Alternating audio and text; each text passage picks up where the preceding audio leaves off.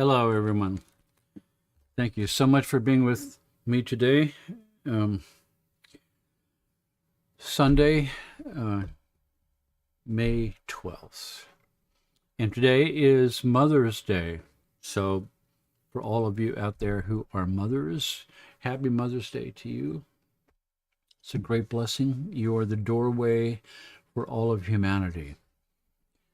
Every person here has come through their mother. That's the doorway. So blessings and peace and health and happiness to you. It's also where I start today with my own mother. Happy Mother's Day to everyone, and happy Mother's Day to my own mother. She's passed away a number of years ago already, 10 years or so. But looking at these old pictures, it's sort of amazing because she was a young woman, excited and getting married to my dad. That's my mom and me. Little Jeffrey. It's interesting to look at pictures of yourself like that because I'm the same person now as I was then, plus a whole bunch of experiences and being beat up by life. That's my mom. That's my mom. And that's my mom when she was in her 80s.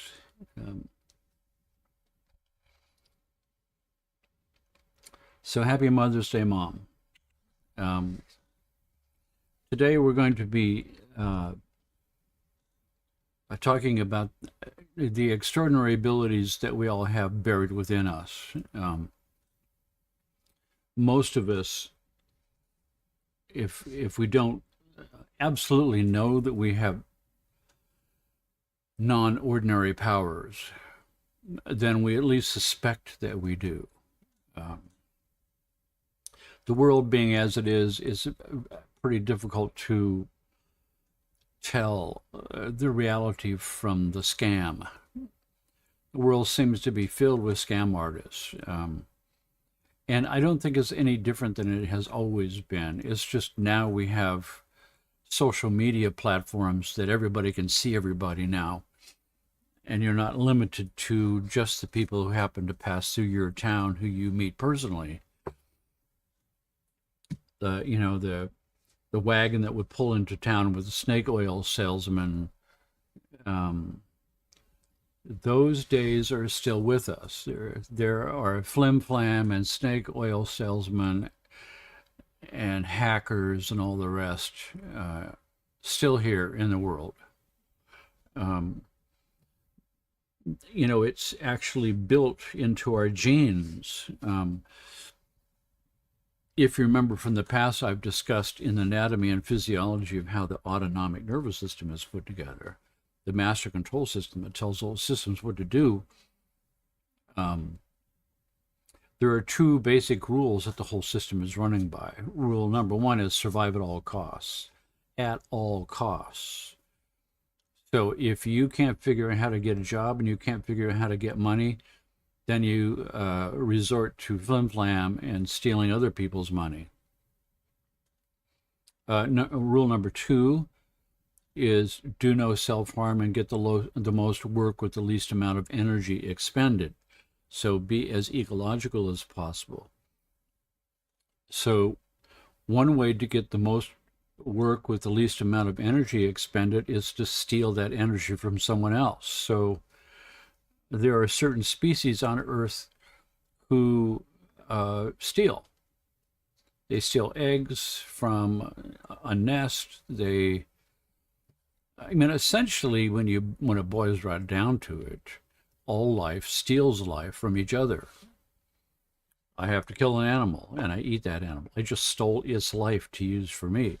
I'm eating plants. I'm stealing their life, and I'm absorbing it into me. I'm using it for me.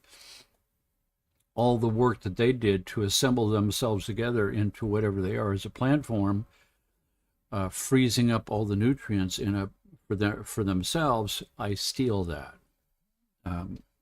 It's a crazy look at way to look at the world, but that is the world that we're part of.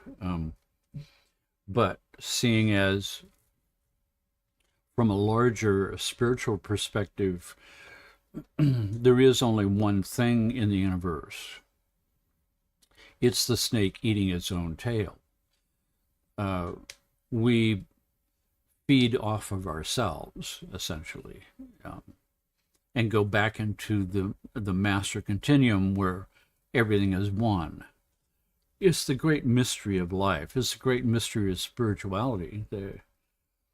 There's one sect of spirituality called the Jain monks, who wear a little mask across their face so that even microbes or bugs couldn't go into their nose or mouth by accident and die.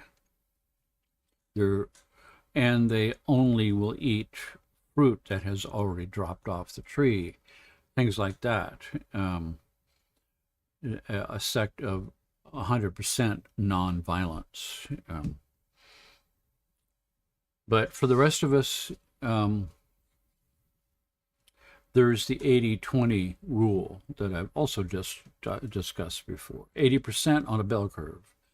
Bell curves describe the big picture of how the universe is put together. 80% of your body is supporting tissue. Blood, bone, sinew, joints, organs and glands and all the other stuff, the little factories supporting tissue. 20% is governing tissue, brain, brainstem, spinal cord, nerve roots, communicating what's supposed to happen in this body, telling it what to do, monitoring what it's doing. 2% of that is where it all comes from. That 2% in this case would be all the major control factors that tell the brain and everything what to do. The autonomic nervous system automatically functioning under the hood, doing all this. In society, we see the same thing. 80% of the people in society are supporting tissue. And what I mean by that is they have regular jobs and get up with an alarm clock and race around and end up in a traffic jam going to a job, sitting in front of a computer in a cubicle working for a stupid boss. Back home, make dinner, watch TV, go to bed, wake up tomorrow with another alarm clock for the rest of their lives. And for most, there's not moment one of self-awareness or self-awakening. None of that energy that is expended is curled back into yourself for waking up or spiritual purposes. So, 2% is governing tissue. And what I mean by governing tissue is not governments. It's multinational corporations that control the money. It's the banking system. It's those forces that control the money of the world is the governing tissue of our world. And 2% of that is hidden. Nobody knows who's truly pulling the strings. But is it, some kind of dark cabal? Is it the Illuminati? Is it the Anunnaki from some other solar system, some other universe, some aliens from outer space? Whatever. But the pattern is there. And so that means that when you look upon the field and you look at, say, the psychics of the world,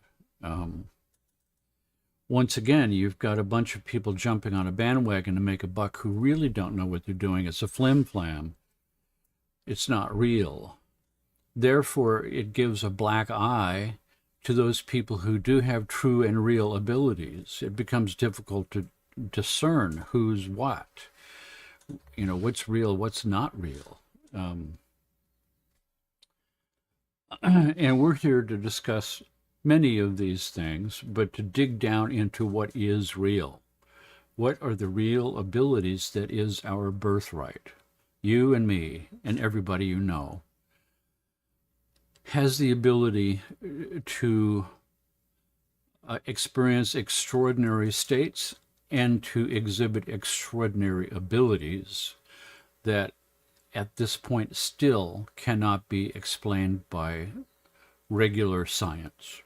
And what I mean by that is Newtonian physics science, the science of things like this stuff that seem to obey certain rules in science and physics, which all break completely down once you pass through the periodic table, the wall that I talk about.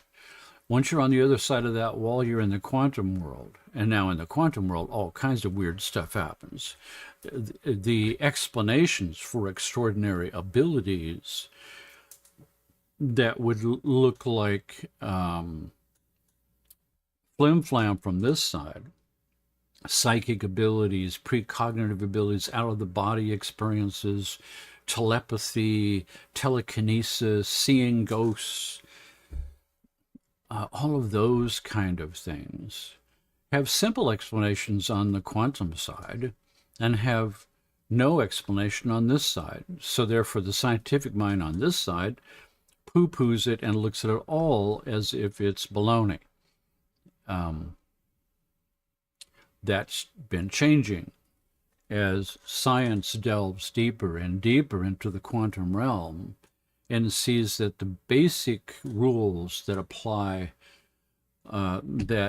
apply to the manufacturing of the things on this side of the wall, that at root all of these things have no reality. They're 99.9% space, and you know what's in that space, it's not empty, it's a vibrating field of quantum foam. It's forming vibrational standing waves, and the standing waves are stacking together in mathematical ways that we describe as music theory. The law of octaves and the law of harmonics and chord arrangements and rhythms that exhibit themselves in this miracle world as the vibratory rhythmic nature of life itself. I breathe in, I breathe out, that's a rhythm. My heart beats, that's a rhythm. My pulse is going, that's a rhythm. I have rhythms within rhythms within rhythms stacked together within my body. I have body clocks that time themselves to the rhythms in the world. The whole thing is a massive, connected, nested, mathematical dance. And it saves energy to dance together with the universe. So the deeper we can connect to the universe and time our clocks to the universal clocks, the more we can obey rule number 2. Save energy wherever necessary. Cut corners. Do whatever is necessary to get the most work, the least amount of energy expended. You do that when you align yourself with the rhythms of the universe. Once you synchronize yourself up with the universe at a certain level, you gain access to these extraordinary powers and abilities that we talk about. And so now the question becomes, how do I access that place in myself where I can have that control, where I can open myself up to extraordinary abilities that I normally wouldn't expect would be real for me? It happens for other people. Psychics can read the future or whatever, but I can't do that because I'm an ordinary person. We've discussed that before. The trap of believing that you're ordinary and all of this is ordinary is what keeps you in your cage in front of a computer screen in a cubicle. But once you begin to realize the true universal power that you are deeply connected to, but disconnected in your mental function, where you don't believe that connection exists, therefore it's closed off. Once you can release this and you can fully synchronize and line up with that connection, then all of those powers are now at your disposal. So we'll discuss that central technique that you need to have in order to open that channel up and connect with it and synchronize with the universe that way, so that these extraordinary abilities become something at your disposal. As we discuss extraordinary states, extraordinary abilities of the deep mind that are normally closed off from us.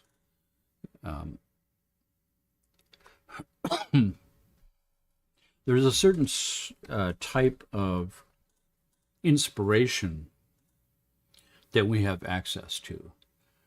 And it's very close to what I learned from Richard Bandler, one of the two guys who developed something called NLP, neuro-linguistic programming.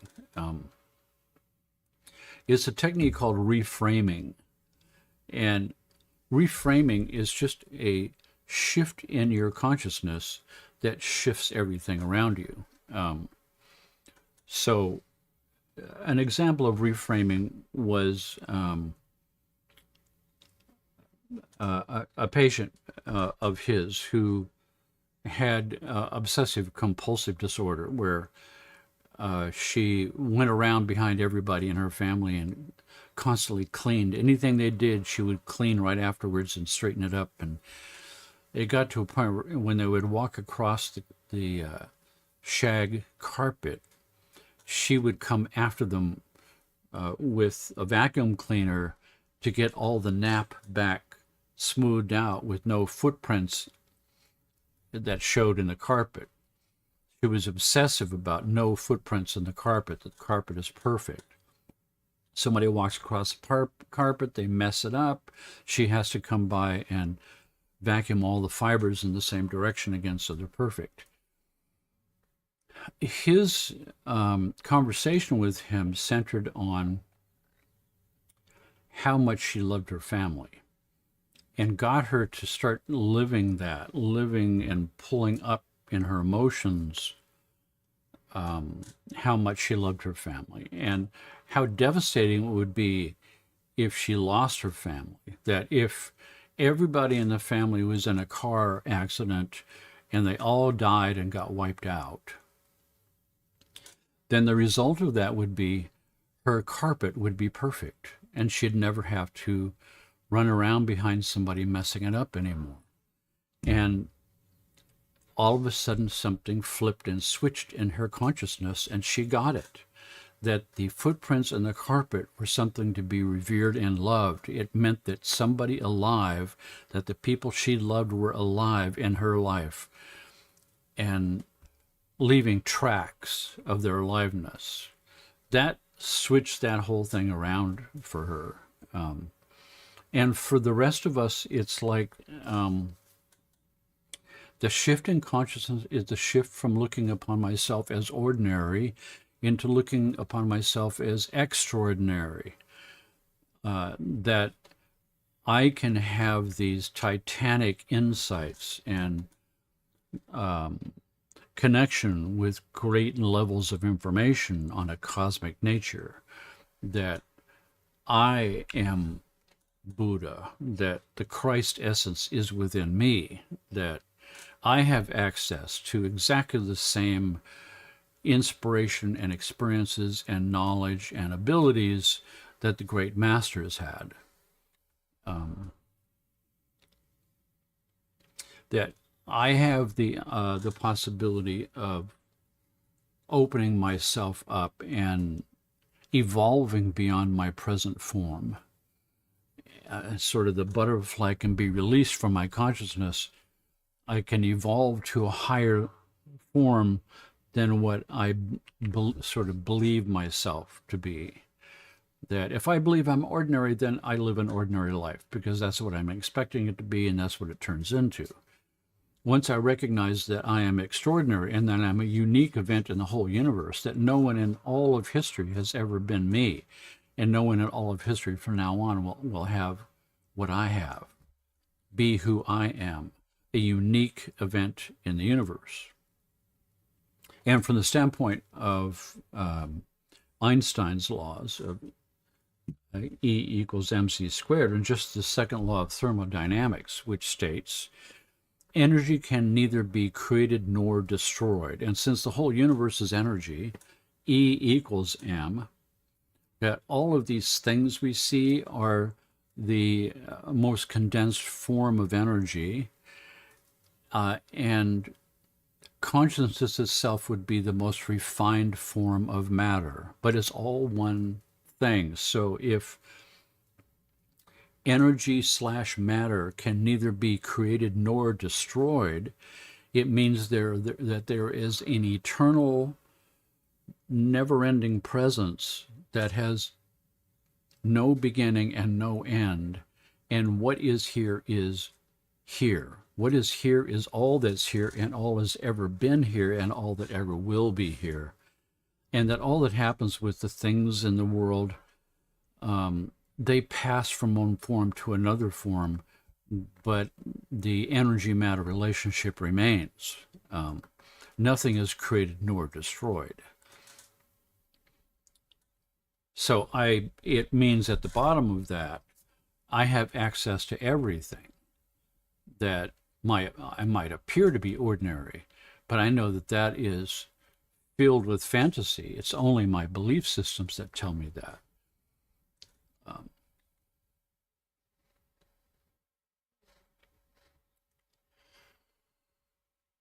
So when we talk about experiences of out of the body, where my sort of astral body that looks just like me, that separates out, it's a template, an energy template of me that now has the ability to not be grounded by gravity in the form of this body as I'm used to it being. And I would suspect that of all the people that watch these broadcasts, there has to be at least a handful who have had personal out-of-the-body experiences of some kind. I can tell you a couple of mine. As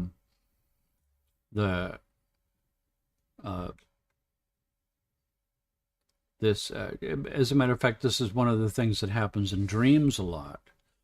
The majority of people have had dreams of flying. For me, the dream is always flying sort of something like this, with my arms out and my body horizontal to the ground. Except in my dreams, I'm sort of close to the ground. I'm like 3 feet up for the ground, and I'm flying along, following the contours of the land.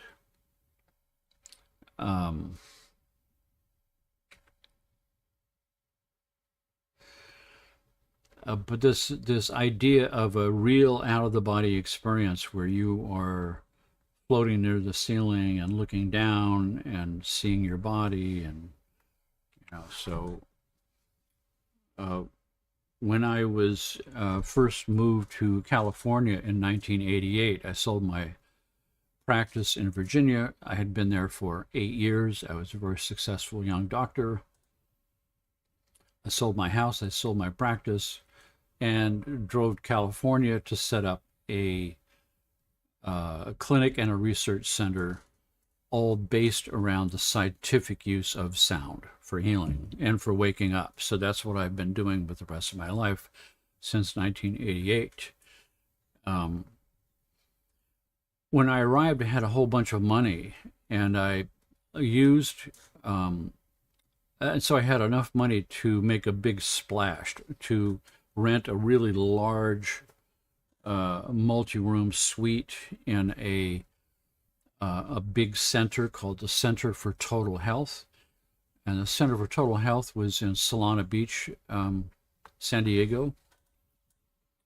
It was a multi-leveled building that sort of went down a hill with a series of different buildings with pathways and lights, and there was a lot of different types of holistic practitioners there. There was a float tank center. There was a New Age bookstore.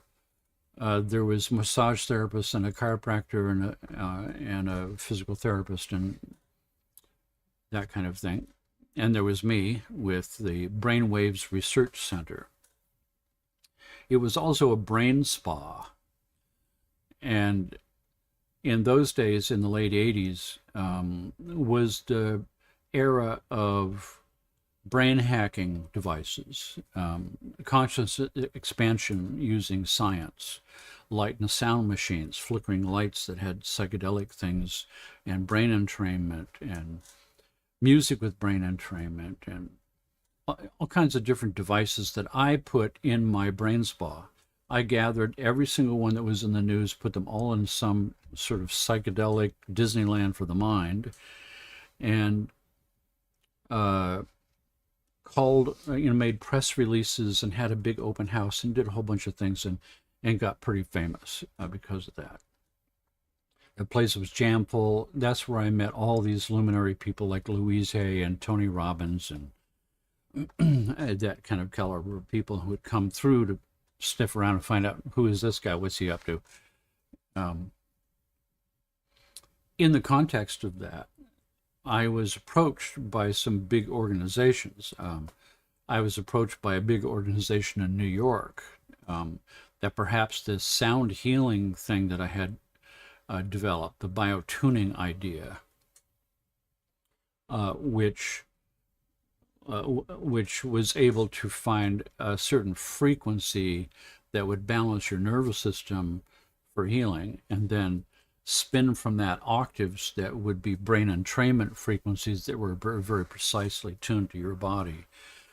So I was using a clinical application of brainwave entrainment that was unique to individuals. One of the companies that contacted me was a company from Holland who had a brand new type of EEG machine that was the first EEG machine that can plug into a regular computer and do an EEG reading off of somebody without having to spend $30,000 on a dedicated EEG device that was sort of medical level. So they sent me this for free for me to try it out and to hopefully endorse it. And so I had all of a sudden an EEG machine at my disposal to hook up every single patient with, so I could observe this brainwave entrainment phenomena with sound frequencies and binaural beats that would cause synchronicity. I'm looking for the fact that I could entrain your brainwaves from here down to here, and that it would happen, and that with the use of headphones with binaural beats that I would see the synchronicity of the hemispheres.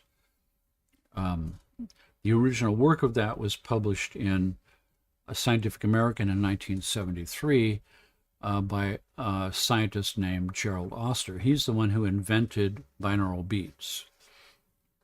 I was essentially proving to myself his published work. And in the process, when I was entraining patients down to deep delta, the lowest brain frequency, beta, alpha, theta, delta, the lowest delta is at 0.5 hertz. 1 hertz is one brain pulse every second. 0.5 hertz is one brain pulse every 2 seconds. And I was seeing some of these people where their brainwaves were going slower than that, slower than 0.5 hertz, one brain pulse every 4 seconds and below. And that was sort of blowing my mind. My first thought was that something wrong with this EEG machine. I am sort of testing it out. But at the conclusion of every one of those sessions, the person had an amazing tale to tell of some extraordinary experience. And many of those experiences were out-of-the-body experiences. Wow, I was up on the ceiling and I was watching you down there on your computer. I could see my body on the table. I can't believe I had this happen to me. And then I went through the ceiling and I went home and I found my missing keys, that kind of a thing.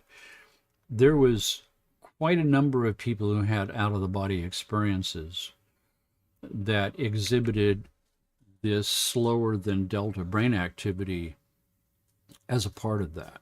Um, I started searching to find out if anybody else was reporting below delta brain activity. The answer was no. Years later, I did research. I was doing clinical work with a neurofeedback specialist, access to very expensive EEG brain mapping computers.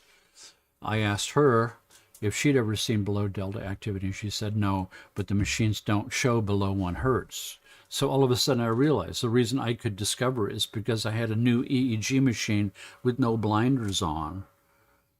I mean, a $30,000 machine that doesn't even show down to 0.5 hertz is crazy. It means that their belief system is so solid that they don't even look anymore. They don't make the equipment to even be able to see any outside of the box that they've imposed.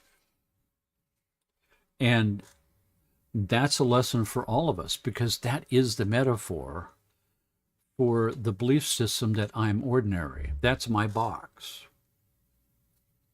I don't believe it's possible to have those abilities, or particularly for me to have those abilities. And that belief system is my box. To break that box is a big deal. But it involves me going into a certain type of meditative state and accessing my emotions to break that box open, to realize that I am not what everybody has told me I am, ordinary. That I am a child of the universe, that I am a star field made manifest. All the elements in my body were once inside of a star explosion. All the protons and all the atoms in my body are the oldest particles in the whole universe. So, don't tell me you're not special. So I named this new brain frequency epsilon, the next Greek letter down from delta. And many of the people that I saw had that had been exhibiting this epsilon were reporting that throughout the week afterwards they were having precognitive experiences. They could see the future. They knew the phone was going to ring and who was it going to be. Their intuition was blown open. Spiritual insights and deep epiphanies were starting to happen with people who had gone to this place. And eventually I began to use that as a regular tool in my clinical practice with entraining your brainwave specifically to epsilon, to below delta brain states. And then I'm now inputting sound waves, binaural beats into your brain and entraining you to these brain states that are associated with access to extraordinary abilities. It's the beauty of being part of the 21st century. In the past, someone who had the ability to access those kind of powers found it impossible to explain to somebody else what to do, how they could access those powers. It's not the kind of thing that's easily communicated from somebody with an ability to somebody without the ability, because there's no tools and language to explain what you're supposed to do. If I can entrain your brainwaves to an epsilon state, I can place you smack dab in the middle of it as a visceral experience, and explanations aren't necessary anymore. And then you can listen to it on a regular basis and exercise that muscle until it can begin to manifest on its own, until that little bird can start to fly.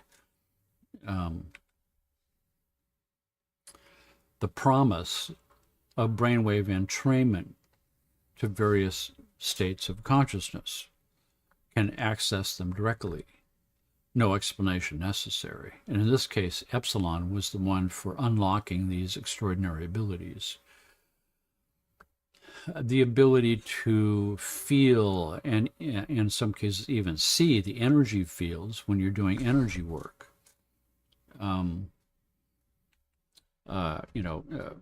energy work and things like Reiki and polarity therapy, where quote, ordinary people learn how to access these extraordinary abilities to feel the energy fields and then to manipulate the energy fields of somebody who's got them out of balance to help them get back in balance.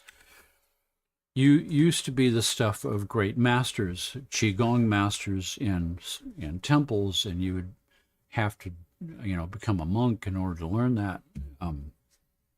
Wasn't for the ordinary folks on the street. But the 21st century is sort of that kind of model seems to be over. That the world is now populated with a larger and larger percentage of old beings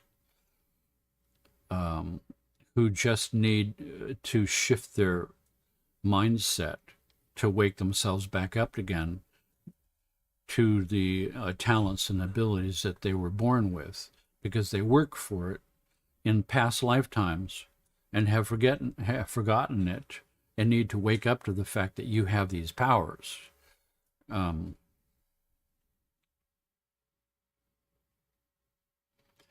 So all of the different kind of powers that you can sort of conceive of that are esoteric powers, energy sort of powers, precognitive, see the future, telekinesis, telepathy, reading minds, knowing the future, out of the body, all of those kind of talents are at our disposal. All of the ancient texts point to the fact of these powers. The yogic text talks about the 7 yogic powers that are sort of, many of them similar to that. The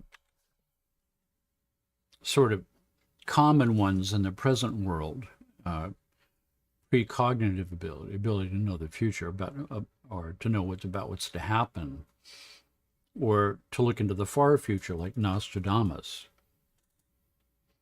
Psychometry, ability to learn the history of an object just by touching it. Pyrokinesis, ability to start a fire. Telekinesis, ability to move objects with your mind. A famous one there was Uri Geller, who could bend spoons with his mind. Telepathy, ability to communicate with other people's minds. Teleportation, be able to be any place instantly.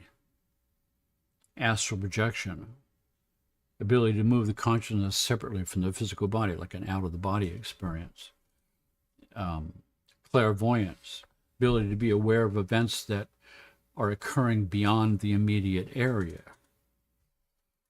Mind control, ability to influence the thoughts and behaviors of another person. Mind reading, ability to know what's in another person's mind. Psychic linking, ability or passive state of connection with another person, such as the thoughts, emotions, or senses. It's a element of the psychic linking that we are doing here with these global mind links, all listening to the same brain entrainment soundtrack.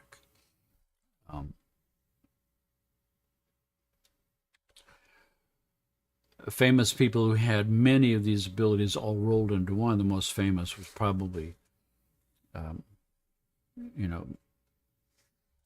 this guy was a Russian guy. Mesmerism, Rasputin, the mad monk, so to speak, who ran in the circles of royalty, of his ability to hypnotize you and gain you access to these extraordinary powers. But in the meantime, he was, sort of hypnotizing the royalty to give him money and give him sex. And so in the end, this was an example of somebody with powers who is also flim-flam, using it for the wrong purposes. And then there's psychics like Edgar Cayce, the quote sleeping prophet.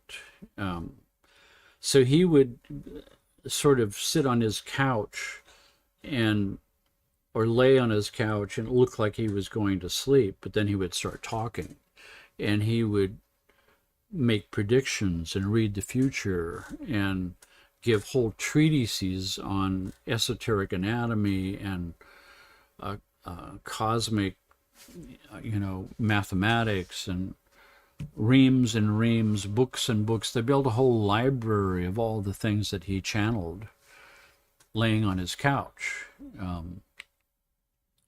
I've been there. My camera is kind of not focused here for some reason. I went down to the Edgar Cayce Foundation, which is in Virginia Beach, Virginia, and I was living in Virginia. I had my practice in Virginia, so it was like a 3-hour trip to go visit the Cayce Foundation and look at that library of tomes and tomes and tomes, thousands of pages of these readings he had given. Very amazing stuff, and like everything else, the whole thing turned into sort of a circus there, because 80% of the people there are, every Tom, Dick, and Harry is now a psychic laying on their couch giving readings, and there's people reading cards and reading palms and psychic readings and on every street corner. So became this sort of surrounded by flim-flam, and made it more and more difficult to weed out who's real in this situation. And so once again, it's sort of like 80% are this and 20% are real, and how do you weed out and find the 20%? How you find the 20% is to mature something in yourself, your own critical spiritual faculty, that you don't just accept with face value these people who make fantastical claims about their abilities, or that they're spiritually enlightened and then they can train you how to do it. And you have to have a bit of maturity in your spirituality to not just jump at whatever somebody says is true without looking into it a bit deeper and feeling what it feels like here. You're looking for the red flags that pop up from inside your heart. And that's an ability that you can train, that needs to mature through each of us doing spiritual practices in our life, right? We meditate. We try to bring that meditation into our ordinary life so that this itself becomes our meditation. The more we practice that and exercise that muscle, the more spiritually mature we get, and the more easy it becomes to weed out the flim-flam, which always will be there, because that's humanity. That's the way it works. It's the 80-20 rule. So developing that higher spiritual insight, that's the sign of a mature spiritual attainment, is a requirement to be grounded in your spirituality and not just fall for things that come along like a fool. So you have to be sober enough in your spirituality to wend your way through all the people who make high-level claims about their abilities that you're going to have to pay money for. But those abilities are real, and they do exist. There is the ability to focus on something. Like, the reason a crystal ball works so well is when you look into that crystal ball, and you go into a stare, you don't blink and you don't move your eyes, then you gain access to deeper parts of your collective unconscious mind where those answers are. Or you stare at a candle flame, or you stare at yourself in the mirror and look at your third eye and don't blink and don't move your eyes. There's techniques from the esoteric schools in the East that specifically train you how to develop these abilities. All of that is easier if you have a brainwave entrainment soundtrack that takes you to that state of consciousness, and exercise it that way. That's the promise of 21st century and high-tech devices and fancy schmancy EEG machines that can look at what's happening in a person's brain when they're in an enlightenment state, and then entrain your brain to that same pattern as enlightenment training wheels, so to speak, or psychic training wheels, or out-of-the-body training wheels, or precognitive training wheels. All of that becomes possible.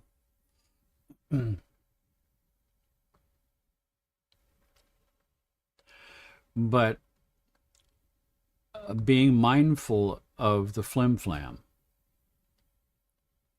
it's the big test of spirituality. It's the test of awakening, that all of a sudden it becomes very clear who's real and who's not. A flim-flam artist has 100 red flags that pop up in your heart. The average Joe on the street who's, quote, asleep, completely asleep, doesn't have a clue, they're easy to wrap you around their finger and fleece them for the money in their wallet, promising them all kinds of things.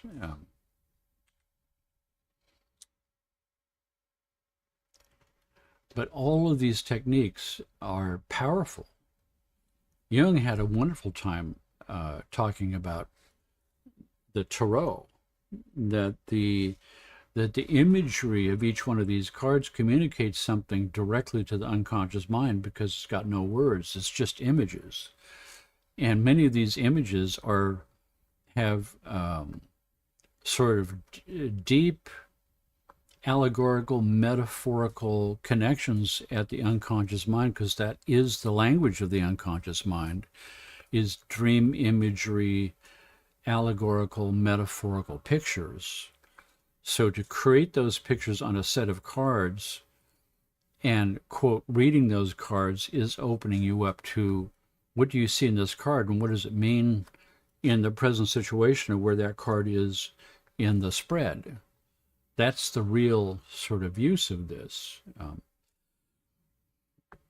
But once again, it becomes you using your matured spiritual abilities to allow your deep mind to read the energy field and pop up red flags for you or not.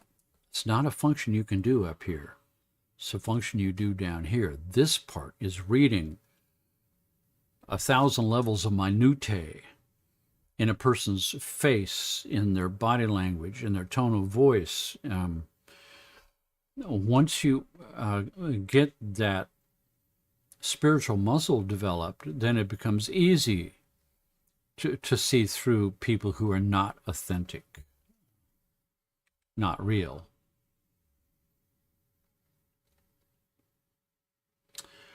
This concept of hypnosis, what a great metaphor for what I'm talking about. The hypnosis is a powerful tool. Yet there are flim-flam hypnotists in, traveling carnivals. And I have to say, I saw those. I mean, when I was living in Davenport, Iowa, when I was going to chiropractic school. So now I'm in my early 30s, 31-year-old. And in Iowa, the Mississippi River runs down. Mississippi River comes down from north to south, all the way, cuts a country in half. But when it gets to Davenport, Iowa, it makes a bend and then continues down. So this sort of right angle, weirdo kind of a bend in the Mississippi River. And right at that bend is Davenport with the Palmer Chiropractic College. And the chiropractic students have a running joke about the Mississippi, that's Mississippi, the Mississippi has a subluxation and chiropractors need to straighten it out. However, this is Iowa, this is the Midwest, and down by the Mississippi River, there's a huge fairground, and every year they'd have this massive, gigantic carnival come through. This was an iconic carnival scene, you know, that had like carnies from Central Casting and rides and games and flim flam and you know, haunted houses and a big tent with a hypnotherapist. And that tent was jammed full with people. And there's a stage, and this guy is up there, just like this guy. And he's got volunteers sitting in chairs up on the stage, and he's doing this hypnotherapy thing, and they're all like, you know, and then he's telling this guy to bark like a dog and that person to walk around like a chicken and make clucking sounds and making them make fools of themselves. And you're in the audience not knowing what the hell is going on. Are these like Confederates of his and this is all baloney? But no, these are like real people who hypnosis is real. And in the hands of somebody who really knows what they're doing, they can put you into hypnosis state very quickly without you even knowing it. But if you're a willing participant, you've raised your hand, you've come up on the stage, you've already bought into what he's about to do. I remember one poor girl, he had convinced her that her belly button had fallen off and it was on the floor somewhere, and she was crawling around in tears crying because she couldn't find it. It was very disturbing and weird. But I do remember when I was in, so coming out of that kind of experience down by the Mississippi, watching that, a few months later, I saw a note on the bulletin board at school.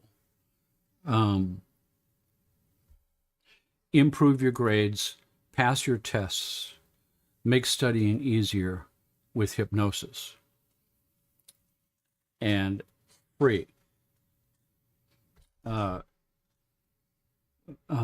this number, Dr. So-and-so. So I called the number. The guy answered. He's a dentist. And he's not charging because he's fascinated by the phenomenon. And in order to be able to practice the phenomenon, he needs subjects, he needs people. So it's for free. And he's doing it because he's exploring a phenomenon.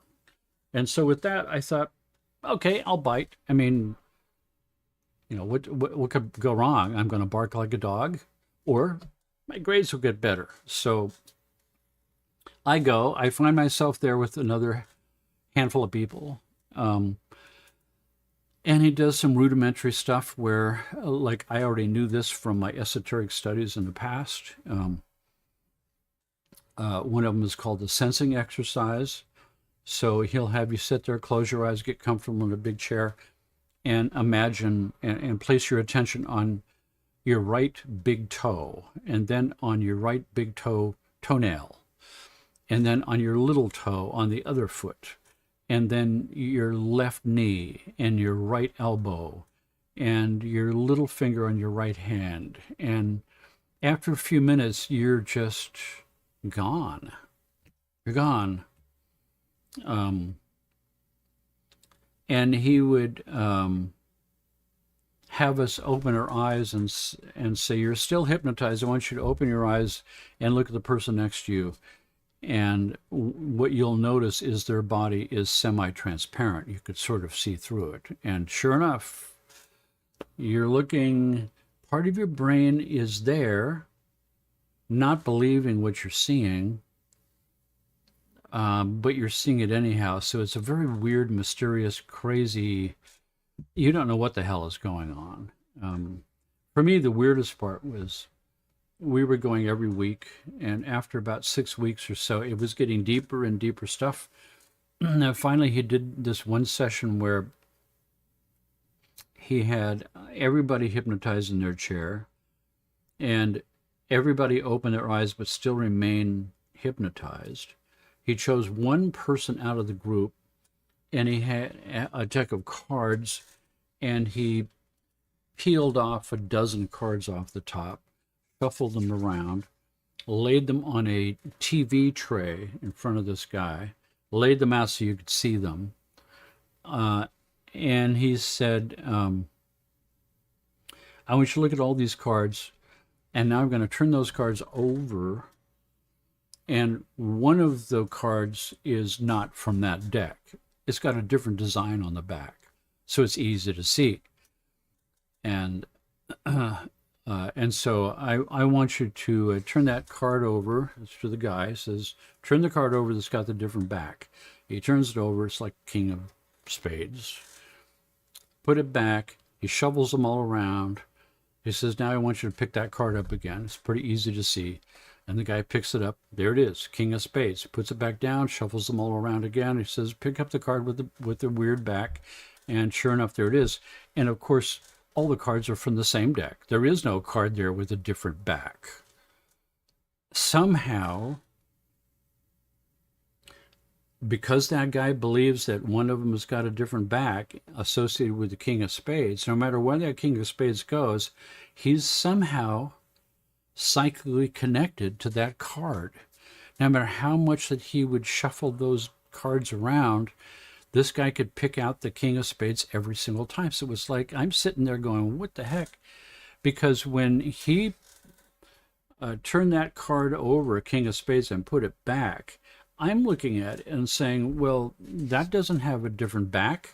It's the same back as all the rest of them, except actually the back of that card looks like it came from another deck of the same back design, except the other deck had been used for 10 years and it's faded.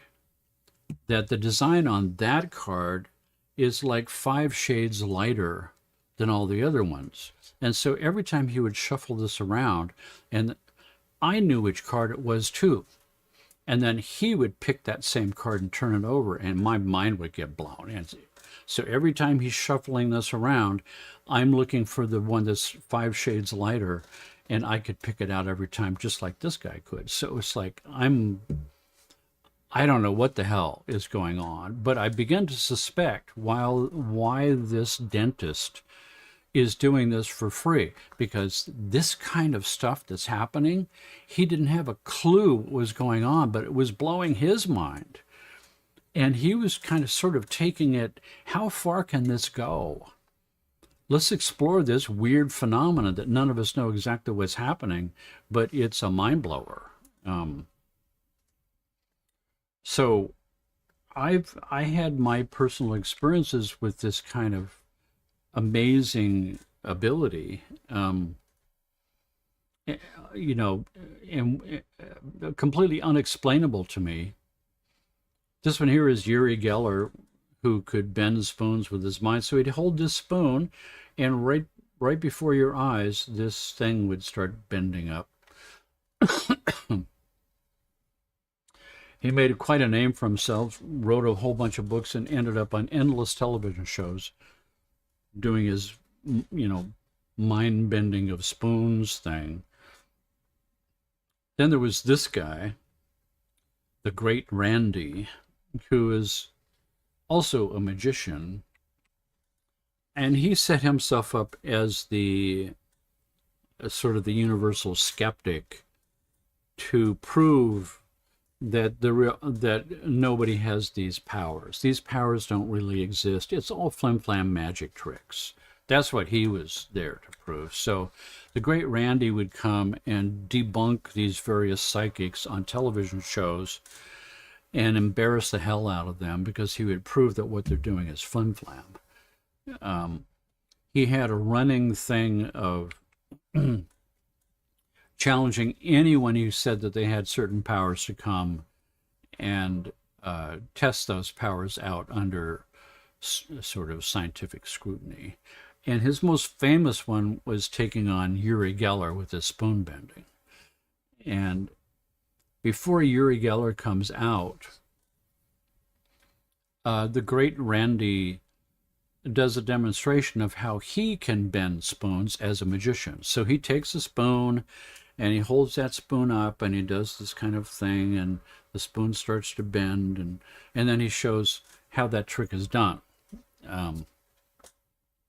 And then Uri Geller comes out and does his spoon bending thing. And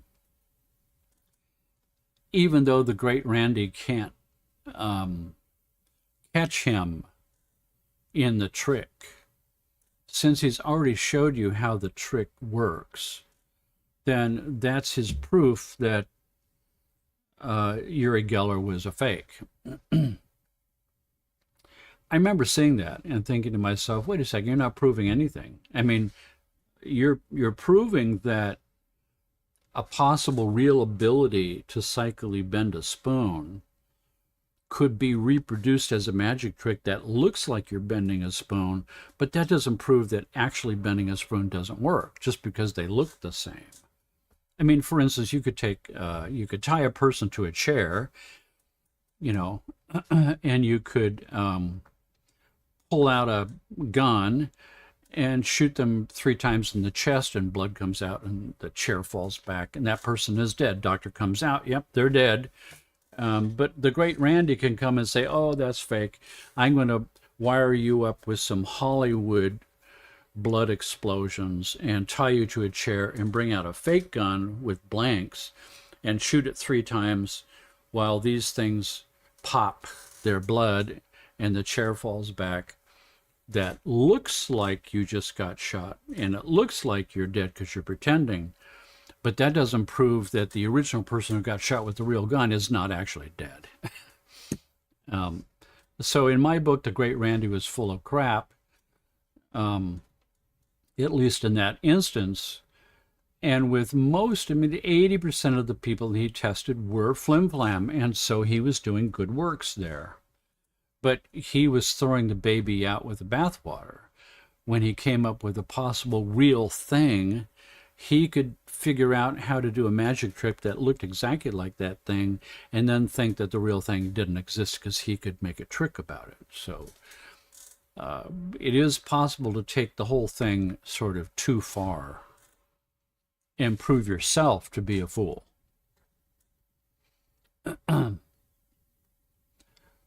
For those of us who have had any kind of experience, we know it's for real.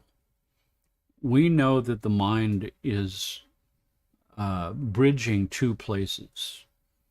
The mind bridges the Newtonian world of things out here in this world we're familiar with, and it bridges across the divide into the quantum world, where it's a no-holds-barred, no-rule game, where time flows forward and backwards at the same time, that your expectation of reality creates reality itself.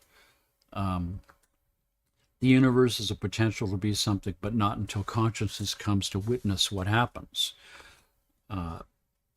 All of those abilities are real abilities for a certain section of the population who are doing it for real. And you have to weed through the fakers and the flim-flam artists who don't have the ability and who don't believe the ability, but are good at tricking you in order to make a buck. But it gives the real thing a black eye in the eyes of science. And in the eyes of science, the true eye of science should be, like the blind eye of justice, holding the scale. A true scientific mind is completely open and skeptical, but willing to be won over with an open mind. There is no immediately crossing it off the list because I have a belief system that doesn't exist. It's understanding the 80-20 rule, and that many people in humanity will try to fudge the results. Scientists themselves do that, right? They cheat on their research projects in order to make it look a certain way so that they can get tenure, or they can get published in some journal and get a raise. So scientists themselves are also people, and they play the same games. Scientists studying psychic channeling discover a complex phenomenon that deserves more serious study. That's what I call an example of a true scientific mind. And indeed, this has been arising over the last decade. More and more research is being done into this phenomenon of psychic abilities, of extraordinary state abilities. As more and more information comes available about how the quantum world works, which could be a possible explanation of abilities that always have been passed off as a baloney and flim-flam. Now all of a sudden scientists see a possibility of an explanation in the quantum world, and they're open again to looking, to sort of re-looking at these various phenomena. Duke University is in North Carolina is the premier university in the United States forever who is doing that kind of research, the research into sort of psychic phenomena. Yeah, they've taken many hits by the other universities in the country on a constant basis who thumb their nose at these guys and think they're a bunch of idiots. But as time has gone on, they have been garnering more and more and more respect, particularly over the last 10 years, where quantum explanations now make what seemed to be impossible before have a rational scientific explanation.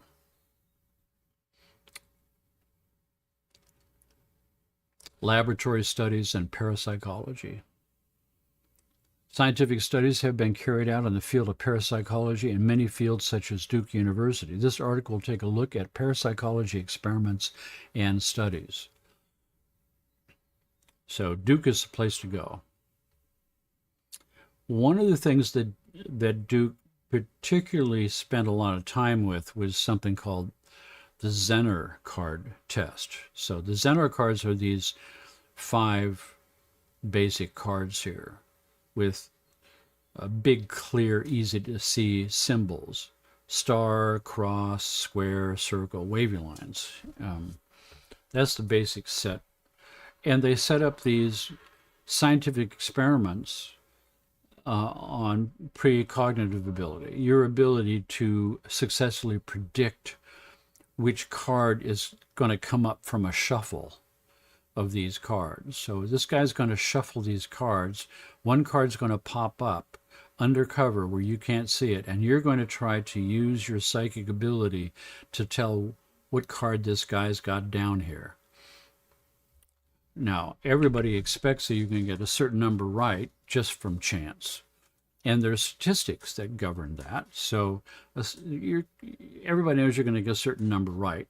But any number that you get beyond statistics, particularly if it's significant, means something else is going on that is worthy of investigation. We don't know how you could do better than basic statistics, how you could do statistically better that makes it beyond statistics. So these are the 5 Zener cards. And when I was on the faculty of California Institute for Human Science, I was there for 6 years. I taught 2 40-hour courses recognized by the state of California for PhD credits. One course was called Behavioral Psychoacoustics, the study of brainwave entrainment to different brainwave states and altering states of consciousness. The other course was clinical neuroacoustics, how you use applied kinesiology and muscle testing to find vibrational frequencies for each organ, each gland, each vertebra, craniosacral work, meridians, how you could influence body function with sound waves using applied kinesiology muscle testing to determine what frequencies to use. And so I had students, I had the most popular course in the school because it's all this cool, weird stuff, right? Everybody wanted to be in my class. People were actually coming to the school to take my class, enrolling in the school to take my class. And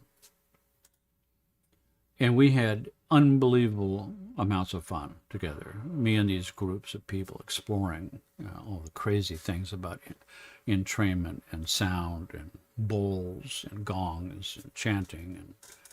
And however, there was also a student of mine, because I had sort of students who are constantly needing to write papers and do research projects, sort of everybody wanted to do a research project about what I was teaching. So this one student of mine wanted to do a research project on the ability of listening to an epsilon brainwave entrainment soundtrack and its ability to boost precognitive function. In other words, since I was seeing out-of-the-body experiences and precognitive experiences and other psychic abilities emerge from entrainment using epsilon, he wanted to put that to the test.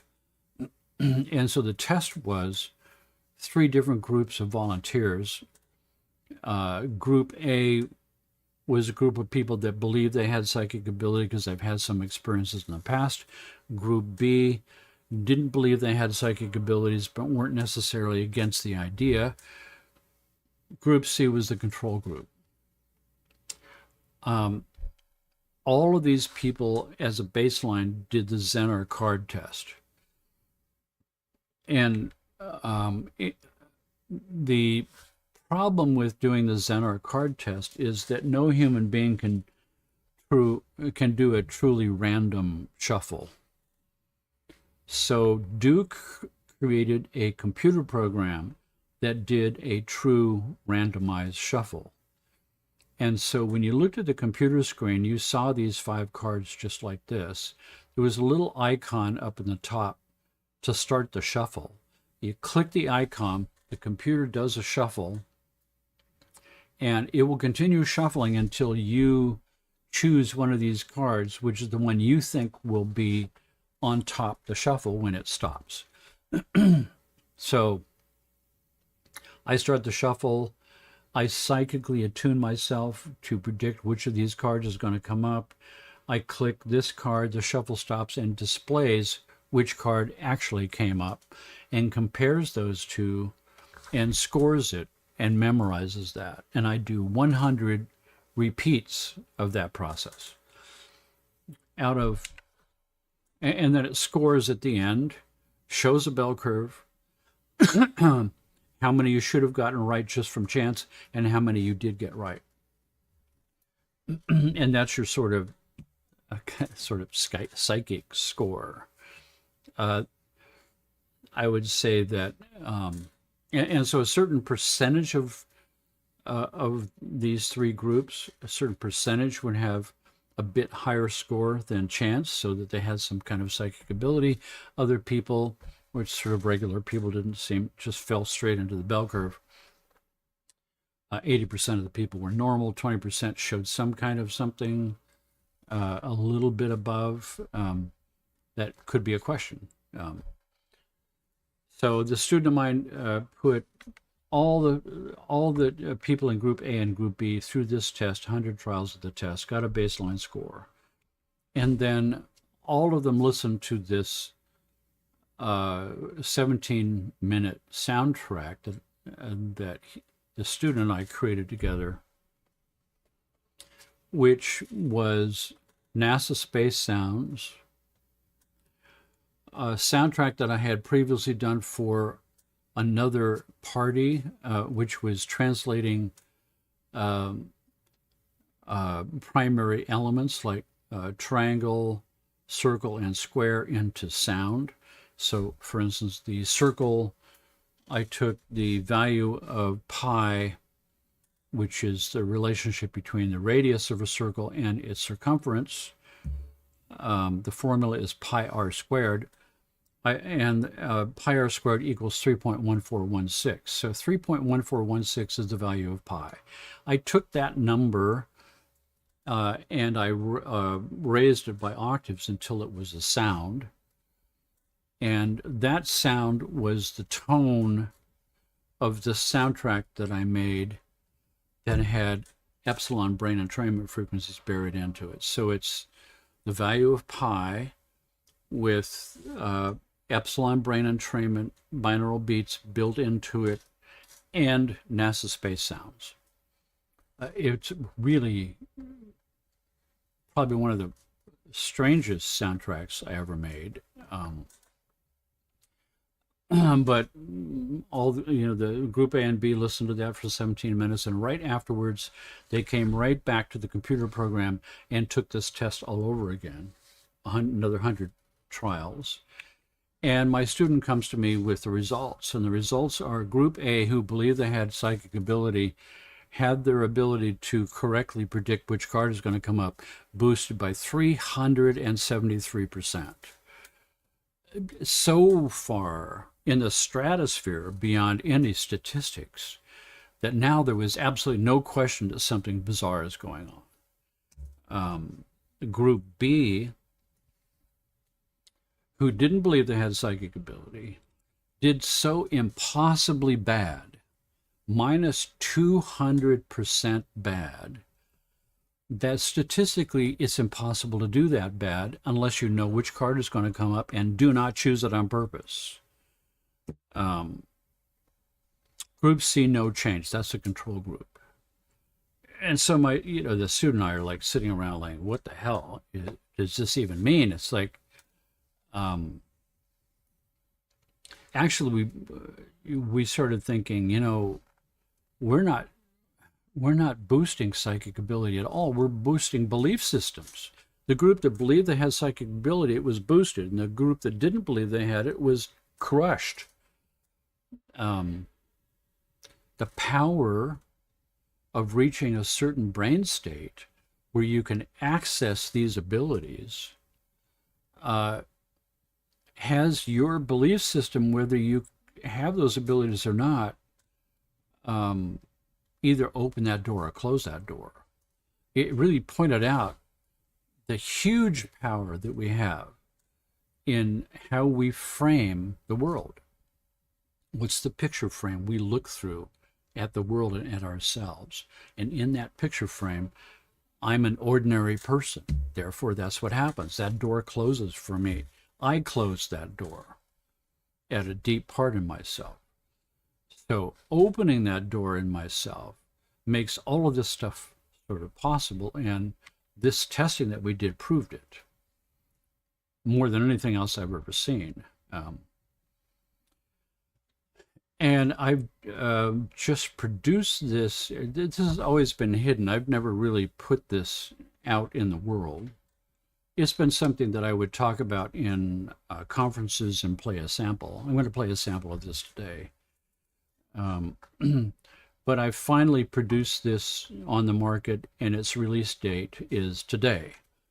So the PsyBoost soundtrack that I used with the Duke University program at California Institute for Human Science is available as a soundtrack. So put your headphones on, get prepared for something strange, and it gets stranger as it goes throughout. I'm going to play a 1-minute sample. Headphones. Here we go.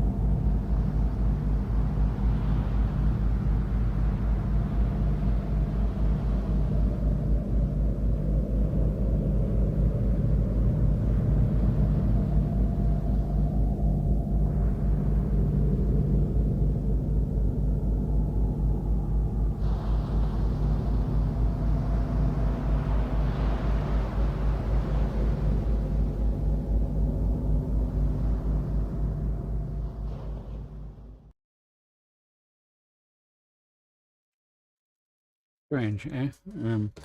Gets stranger. The when we first saw the results, we were freaking out. We're going, "Whoa, wait! This needs to be a major study. We need 1,000 people, and we need major funding." And then we sort of sobered up and thought, "What do you think the possibilities of getting funding for a psychic research project is?" Zero. So then we thought, wait a second, I got an idea. Let's listen to the soundtrack every day and go to Las Vegas or something and fund our own research. um,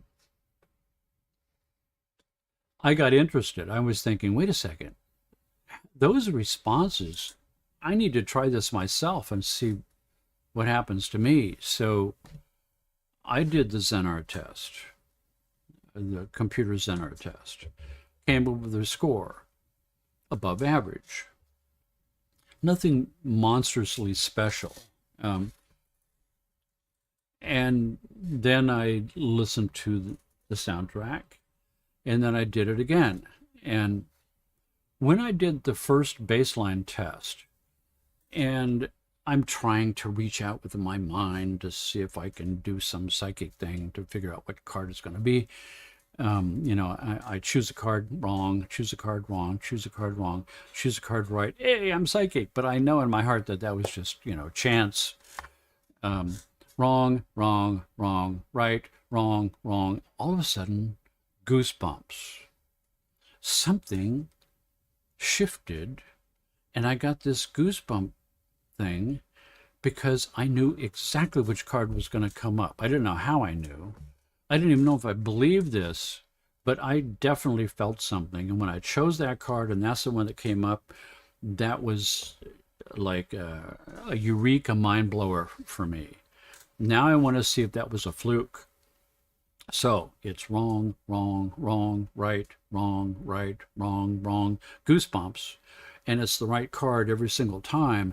Now I'm really freaking out. And once I've had that happen twice, a third one is soon to follow. And now all of a sudden, every fifth or sixth card is a goosebumps card. And I'm beginning to realize that using this program is showing me what it feels like when the psychic ability is present. It's a goosebumps feeling for me. So all of a sudden I realize I'm being trained in recognizing what it feels like when that eye opens up and can see. And at the conclusion of that, I had this huge score. It's like I'm boosted by 300%. It's like, wow. Now I'm addicted. I want to do this thing again and again. I want to do it every day. It's just like it was a real eye-opener for me. It's the ability to gain access to my sort of psychic function, my deep, real intuitive function, my intuition, that hunches now could be trusted if I train myself up enough. It's like, wow.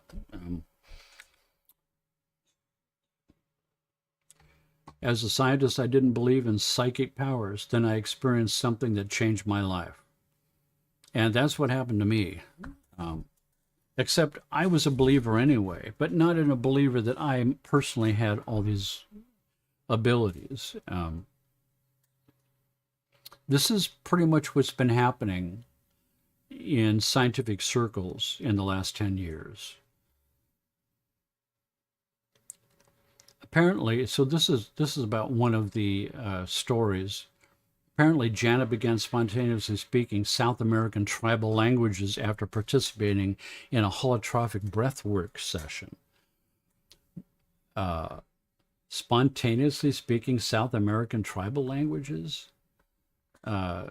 Sounds ridiculous, so the researcher was a little reluctant to publish those results. After the breathwork session, where the languages emerged, Janet claimed she learned how to access this ability simply by shifting her awareness, shifting her frame. Of course, at that point, she wasn't even certain that what she was speaking was a language. She felt and sounded like a language, but nobody seemed to recognize it. It was possible that she was just making up sounds that gave the appearance of a language, And perhaps she was just speaking in tongues. After 4 years of searching, Janet eventually found someone who could help. The late Dr. Bernardo Piexoto, an anthropologist at the Smithsonian Institute and a shaman, was originally from the Uriu Wow Wow tribe in northern Brazil, where he was known as Ipu Piara, or Ipu. He recognized something in Janet's recordings that indicated that she was speaking Yanomami, a South American tribal language. This was the confirmation Janet had been looking for. And they went. This is the tribe that speaks that language to this day.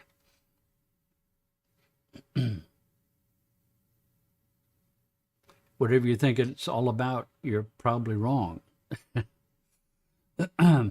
NIH, Scientific and Spiritual Implications of Psychic Abilities. Stanford University research. I mean, this is major stuff that's going on in scientific circles. Columbia University to study the neuroanatomy of psychic abilities.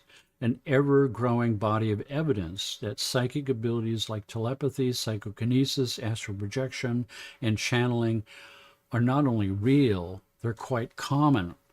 In fact, an overwhelming body of evidence suggests that humans can access information beyond conventional notions of time and space. Wow.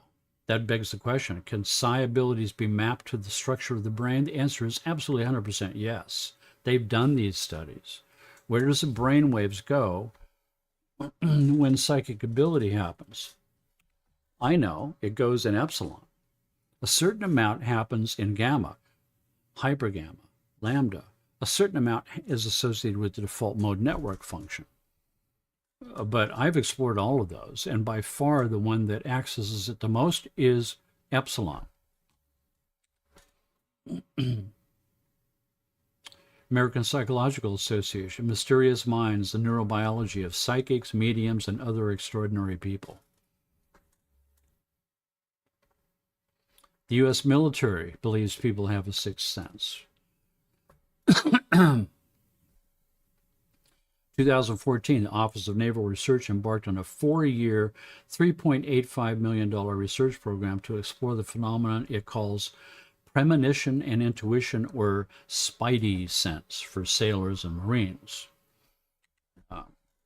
I had firsthand connection with those kind of projects because at the California Institute for Human Science, one of the people who taught courses there was a guy named John Alexander. And John Alexander was the guy who started the Pentagon's remote viewing program.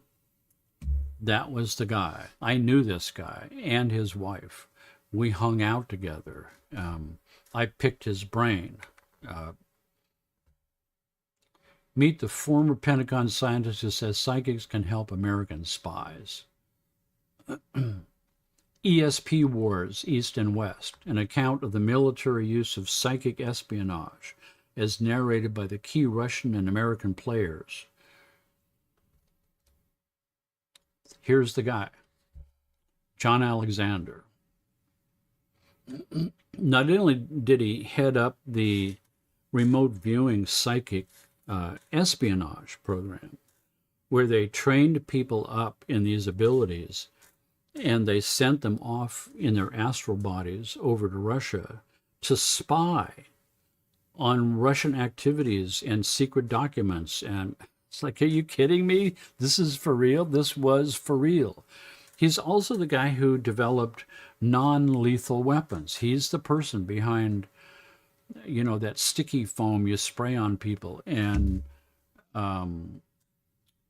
you know, like bear spray, pepper spray, rubber bullets. All of this stuff came from him, including acoustic weapons. All of it came from this guy. I have to say that my time spent with him and his wife and having dinner and hanging out, and I took his course at CIHS where he trains people, how to do how to prove to themselves that you have yourself the ability to go out of your body and do remote viewing. That was a mind blower.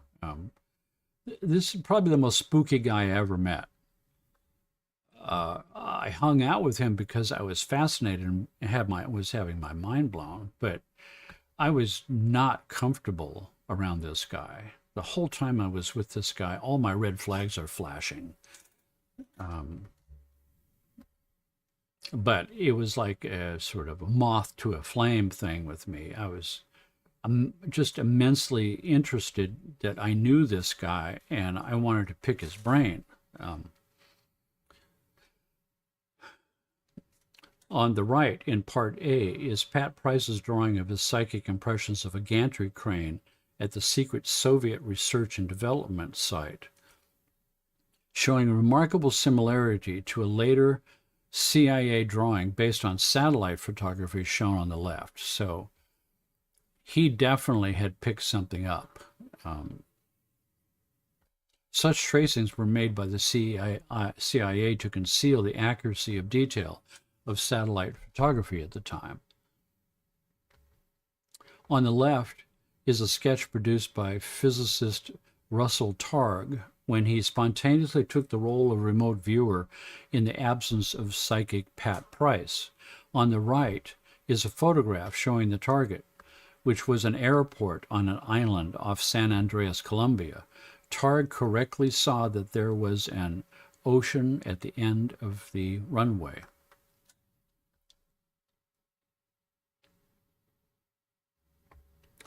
Former Secretary of Defense William Cohen is pictured during his appearance before the 9/11 Commission on Capitol Hill, March 23, 2004. I was impressed by the concept of remote viewing, Cohen tells Newsweek. Part of the appropriations fund from Congress for millions of dollars channeled into the Pentagon and the CIA to develop their psychic spy program, the remote viewing psychic spy program. And when John Alexander left that program, they were in their beginning phase of psychic assassins, people who were going out to not so much observe, but to interact physically, stop people's hearts. And the beginning program of that was these psychics staring at a goat in the CIA headquarters to see if they could screw around with this physical function and cause it harm psychically. Human beings are a weird species, and the flying saucers do lock their doors when they fly by. So all of us have this ability. All of these abilities are within us. We've locked ourselves away from them because we've slammed the door and we've believed what people have told us, but the only reason that they're saying that in the first place is to keep it hidden so they get to use it exclusively on their own. We can't have too many people seeing too much behind the veil in society, or there won't be good workers anymore in a cubicle. We need to develop our original indigenous connection with the universe where these abilities reside. We need to waken up our own internal shaman, the ancient one, in our deep unconscious mind, where all of this stuff exists for real in the 21st century, to reconnect with the universe of which we are a part and break out of the jails that we're in, established by the bad guys who've stolen the world for a buck, who are willing to watch the whole world go right over the cliff and destroy all possibility of life existing on this planet for dollars.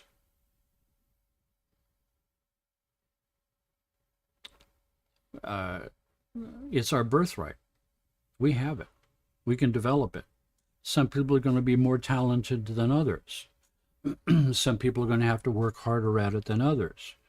But anybody can have this ability. The most strongly enforced of all known taboos is the taboo against knowing who or what you really are, behind the mask of your apparently separate, independent, and isolated ego.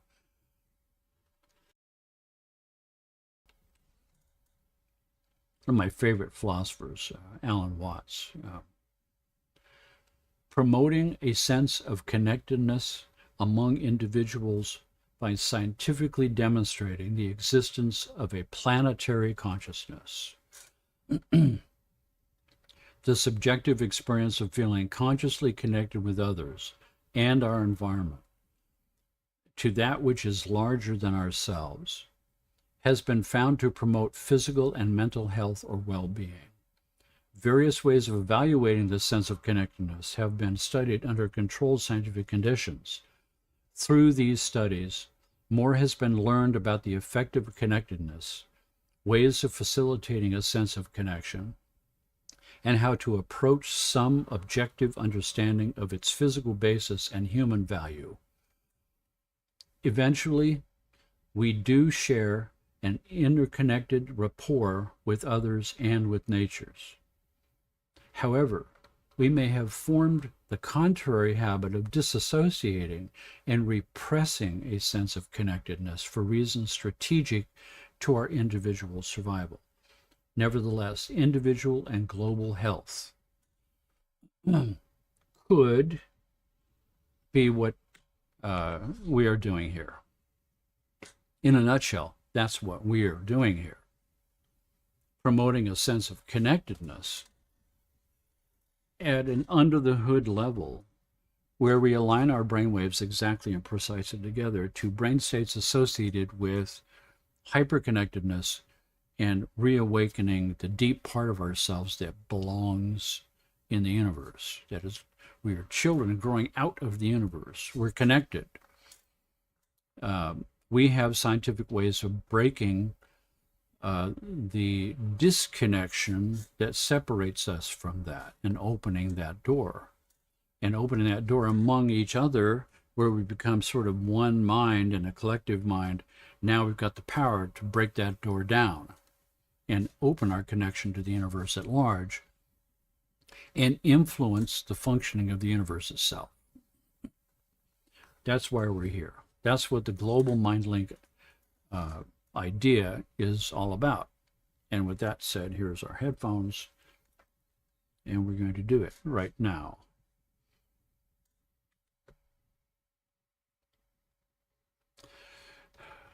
Here we go.